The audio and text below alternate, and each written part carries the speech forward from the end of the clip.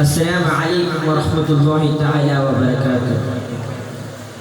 ಗೌರವಾನ್ವಿತ ಅಧ್ಯಕ್ಷರೇ, ನನ್ನ ಪ್ರೀತಿಯ ಮುತಅಲ್ಲಿಮ್ ಮಕ್ಕಳೇ ಹಾಗೂ ನನ್ನ ಹತ್ತಿನ ಕಣ್ಣಿನಂತೆ ಕೊಕ್ಕರಿಸುತ್ತಿರುವ ತೀರ್ಪುಗಾರರೇ, ಇಂದು ನನಗೆ ಇಲ್ಲಿ ಸಿಕ್ಕಿದ ವಿಷಯ ಸಮಯದ ಮಹತ್ವ.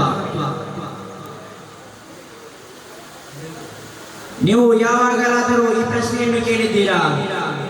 ನಿಮ್ಮ ಸಮಯವನ್ನು ನೀವು ನಿಜವಾಗಿ ಉಪಯೋಗಿಸುತ್ತಿದ್ದೀರಾ?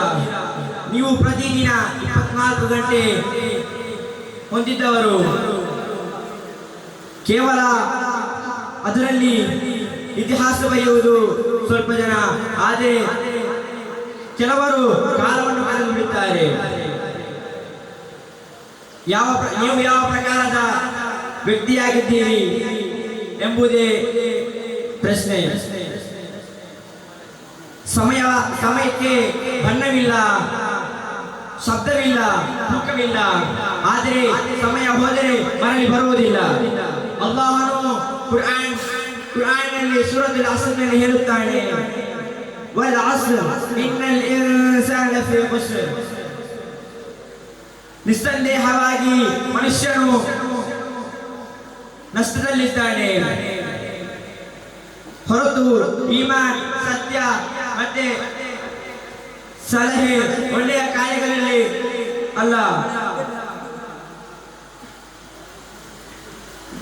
ಜೀವನದಲ್ಲಿ ನಾಳೆ ಎಂಬುದು ಯಾವಾಗಲೂ ಬರಲಾರದು. ನಿಮ್ಮ ನಿರೀಕ್ಷೆಯಿಂದ ಕೆಲಸ ಮುಂದೂಡದೆ ಜೀವನದ ನಿಮ್ಮನ್ನು ತಲುಪಿಸಲು ಕಾಯುತ್ತಿದೆ. ಪ್ರವಾದಿ ಮುಹಮ್ಮದ್ ಮುಸ್ತಫಾ ಸಲ್ಲಲ್ಲಾಹು ಅಲೈಹಿ ವಸಲ್ಲಂ ಅವರು ಹೇಳುತ್ತಾರೆ, ಇಂದು ಮಾಡುವುದನ್ನು ಇಂದೇ ಮಾಡಿ ತೀರಿಸಬೇಕು, ಅಲ್ಲದೆ ನಾಳೆಗೆ ಇಡುವುದಲ್ಲ. ನೀವು ತಿಳಿದುಕೊಳ್ಳಬೇಕಾಗಿದೆ ಜೀವನದ ಸತ್ಯ. ನಿಮ್ಮ ಸಮಯವೇ ನಿಮ್ಮ ಅಮೂಲ್ಯ ಸಂಪತ್ತು. ಒಂದು ದಿನ ನೀವು ಹಿಂತಿರುಗಿ ನೋಡುವುದಾದರೆ ಕಾಲವನ್ನು ವ್ಯರ್ಥಪಡಿಸಿದ್ದೀರಿ.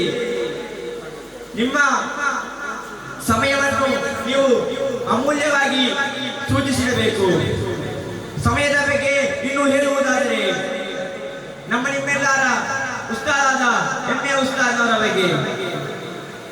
ಅವರ ಹತ್ತಿರ ಒಂದು ವಿದ್ಯಾರ್ಥಿ ಕೇಳುತ್ತಾರೆ, ನೀವು ಇಷ್ಟು ಕೆಲಸವನ್ನು ಹೇಗೆ ಮುನ್ನಡೆಸುತ್ತೀರಿ? ಆಗ ಅವರು ನಗುತ್ತಾ ಹೇಳುತ್ತಾರೆ, ನೀನು ಸಮಯವನ್ನು ಗೆಳೆಯನಂತೆ ನೋಡು, ಅಲ್ಲದೆ ಶತ್ರುವಂತೆ ನೋಡಬೇಡ.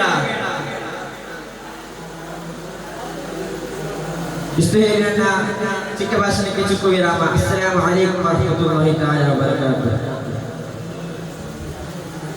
ನೆನೆಸ್ಕೊಂಡಿದ್ದವರು ಲೆಟರ್ ಇ ಓದಿದ್ದೇವೆ.